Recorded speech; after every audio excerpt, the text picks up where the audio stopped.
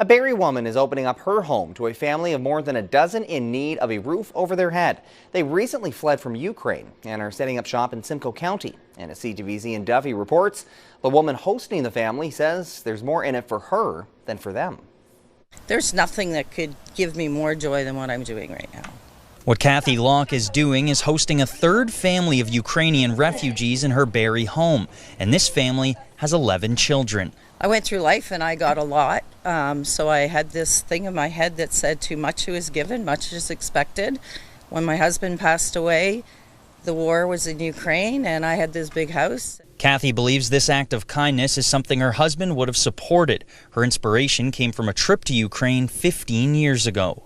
We were there, we saw the kids, and there was so much pain and challenges. I mean, it takes you 2 weeks to decompress when you come home. For their 100th anniversary, the Kiwanis Club of Barrie is putting $100,000 into 3 projects, $33,000 of which went to pay for Ukrainians to fly to Canada. It's not very difficult to spend money. We've been fortunate enough to have the Kiwanis Foundation of Canada allow us to use their services to hold funds. We used $13,000 immediately for flights. The family has been beyond thankful for the hospitality. Kathy says the kids are constantly cleaning the house without being asked. Max, their father, says he is just happy his family is safe from Russian bombs.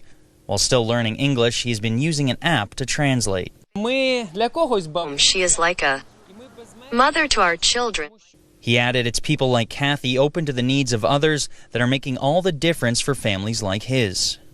13 beautiful people. I get more joy out of them than they get from me. Yes, they're getting housing, but I really feel a lot towards their children. As for an end date, Kathy says she doesn't put a timeline on the stay of her guests, adding that as long as this Ukrainian family decides to stay, she will not be selling the house, which she says is too big for her.